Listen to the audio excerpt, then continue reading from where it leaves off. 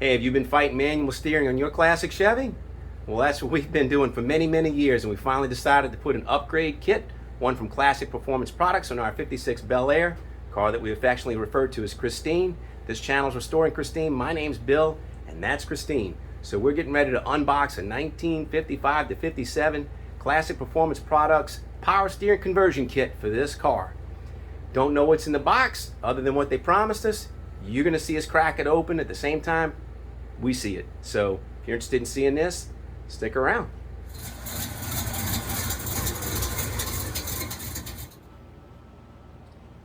Alright, so if you've ever bought from Classic Performance Products or used any one of their things for your chassis, it's a company out of California, and they've got a nice website, Classic Performance Products, and you go there, and they'll show you Chevrolet trucks, Chevrolet full-size cars, and Ford car and truck. So we're Chevrolet full-size, and down here at the bottom of this menu is going to be power steering kit conversion kits right here. Power steering conversion kits. You click on that, and it gives you some options, and there's like 7 kits listed here, but there's only 3 for the Try 5. There's one 500 series box and front mounts kit. There's 500 series box and side mounts kit, and there's 500 series deluxe chrome. So I'm not going to fool with deluxe chrome, and it's twice the price anyway, but it's 670 bucks for the kit. Now I decided to do the front mount kit, so let's go to the photo and info on that, and there it is. So it says, our kits feature hassle-free bolt-in installation and are made specifically for these cars. Kits have everything you need to convert to power, except for the steering column and rag joint. All parts are also available separately. The kit includes the 500 series power steering box, power steering hose kit, power steering pump. Then it says the S kit includes the late model small block V8 power steering pump bracket with side mounts, and the F kit includes the early model small block V8 power steering pump brackets. So this is what we're expecting to see in the box. There's the picture. You can see the gearbox, pump, brackets, hoses. That's what's supposed to be in the box. I don't know if it is or isn't. So we're going to open up these boxes. I haven't cracked them open yet. You're going to get to see it for the first time, just as I will. 2 boxes came in from Summit. Box 1 of 2. Box 2 of 2. And these were marked very clearly, so they don't goop them up in the warehouse, I guess. But they're marked from CPP, box 1 of 2 and box 2 of 2. So they must sell these packaged like that. But they're both, the part number CPP 5557 PSK-F. Same on both boxes. So let me get a utility knife and we crack these open. All right. Let's open the first one. It's a smaller one of the 2.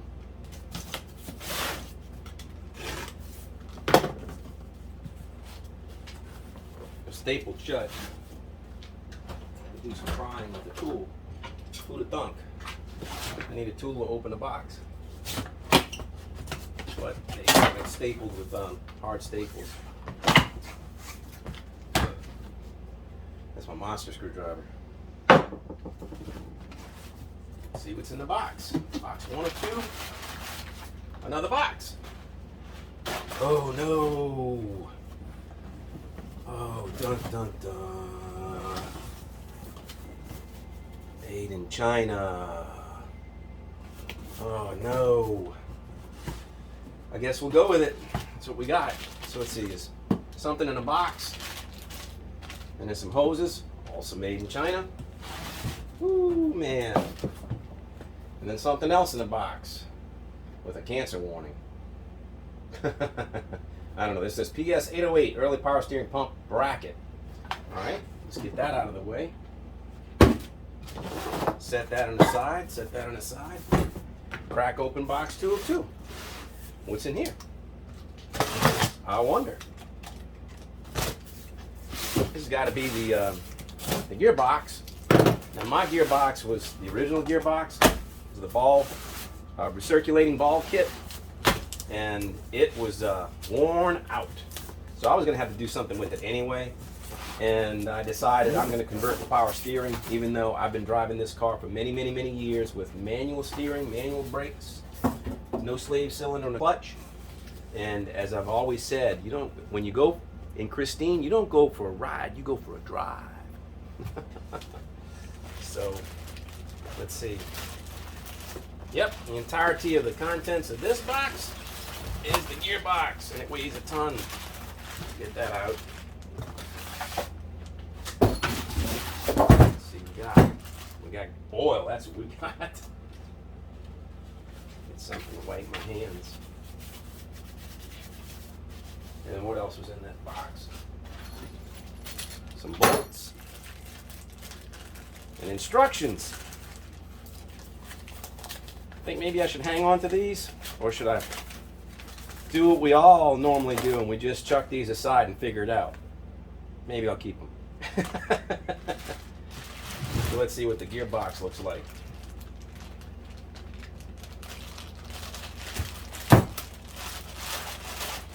Like I said, I ordered this from Summit. I didn't order this from Classic Performance Products directly because Summit offers, they offer for this, I believe it was free shipping. And I also know that the Summit warehouse that's nearest me is in Georgia, and I'm in New Orleans, so it's a 2-day ride on a UPS truck to me. Wow, this thing is oily. Holy cow. Something on the bottom here, I'm not quite sure what that is. All right, let's take a look at it. It's got fluid every which you wear. I mean, it's a mess. Holy cow, if I'd have known this, I'd have worn an apron or something. I mean, it has got fluid everywhere. It's all in this plastic bag, but there you go. Warning, cancer. Plastic bag, I'll put that on the side, I'll put it back in. Let's get things together so we can start seeing where we're at. Instructions, set the instructions on the side, set the bag on the side. Let's see what it's in the next box. And here, this has got to be the pump. Let's see what the pump looks like. It too looks like it's been leaking like a sieve. This is something that I was curious about. So, the tank style on these, I know the tank style on the old pump, the old style pump, is round like this. And the tank style on a lot of the modern, well, when I say modern, okay, out of the 70s, you know, the 70s and 80s, it was teardrop.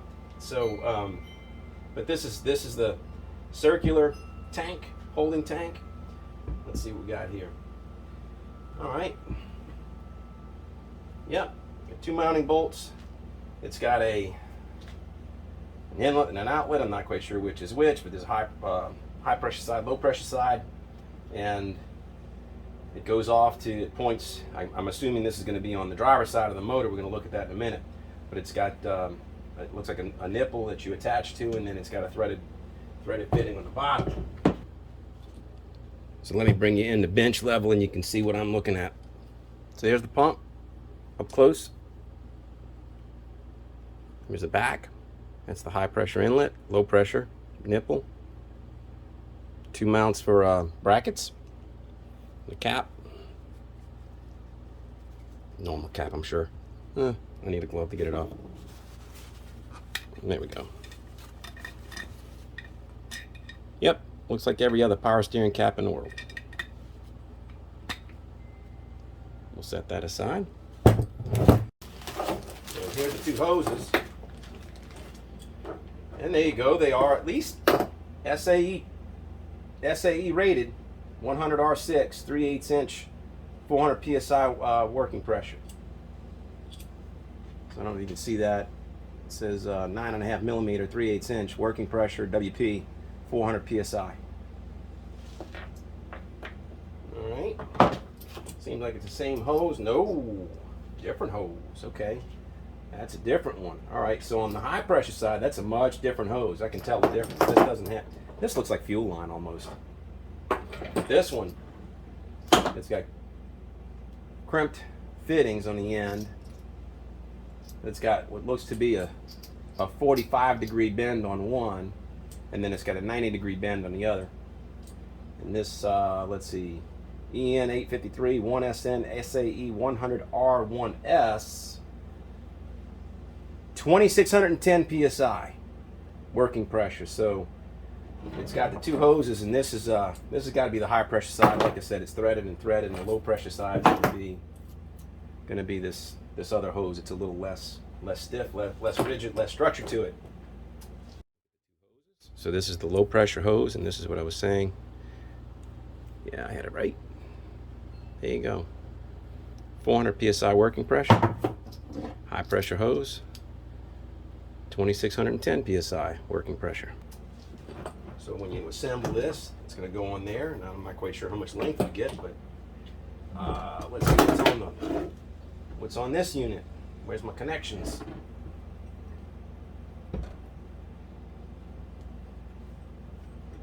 Gotta be there, huh? Gearbox, that's what it is. It looks well made, but you never know about the quality of the metal. I'm assuming that these have been around a while. I've used Classic Performance products before. I'm trusting it. It's not a fly-by-night. They've been around a while, so I just grabbed my ratchet to go ahead and pop these two. I'm pretty sure that this has got to be where the the pressure lines go. Oh yeah, there you go. So that's just a little threaded plug, a little plastic threaded plug goes right there. And the other one, a little plastic threaded plug. Yep, right there. 1 and 2. So we'll have to see which side is which when we install it. It may be threaded differently, but I don't know that they are. Doesn't look like it. Looks like it's the same fitting. Let's see what else we got in this box. It's gonna be the bracket. How do you open this? Okay, it's steel here.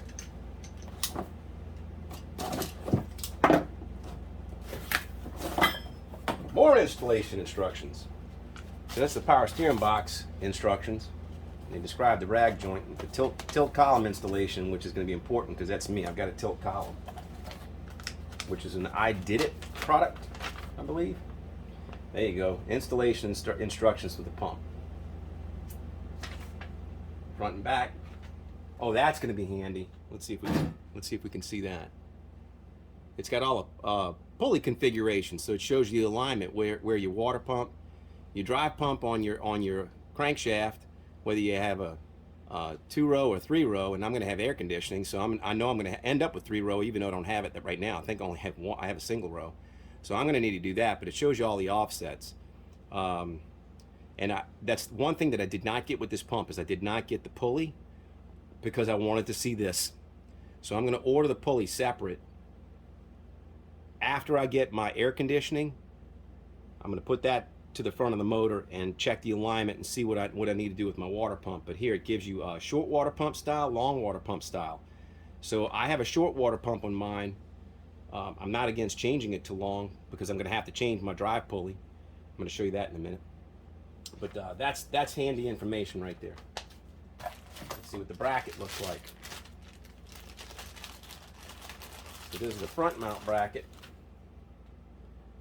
And need to see how that goes. Let's see. So it goes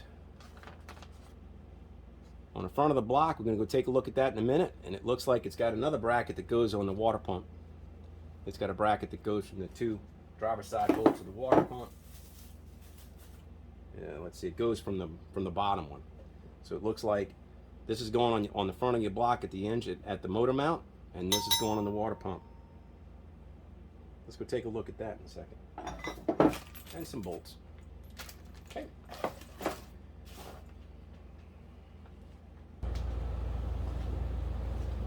Alright, so this is my little mouse motor. I have no idea what's on the internals of this motor. This is the way it was when I bought it back in 2005.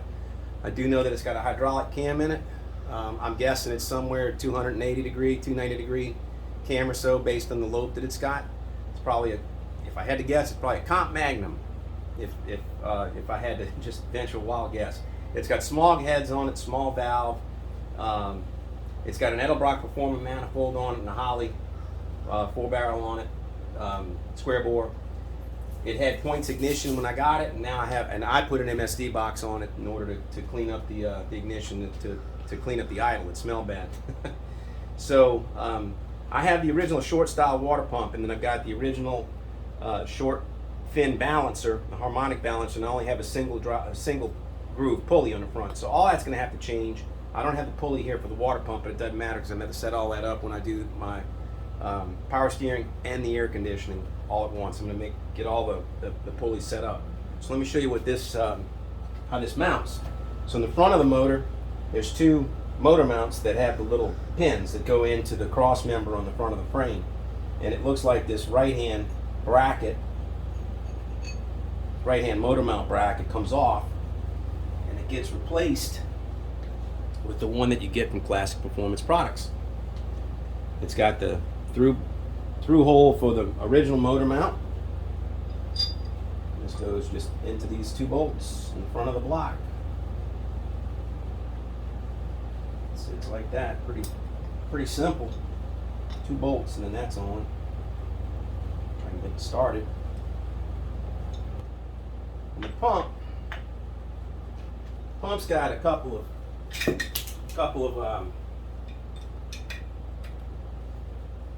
pump has a couple of bolts in the back, and then it's got threaded bosses on the front. So it looks like the lower bolt stud, the lower stud goes on the bracket, and then the front boss, you got another bolt that's going to go in there, and that's going to allow this thing to tilt and pivot.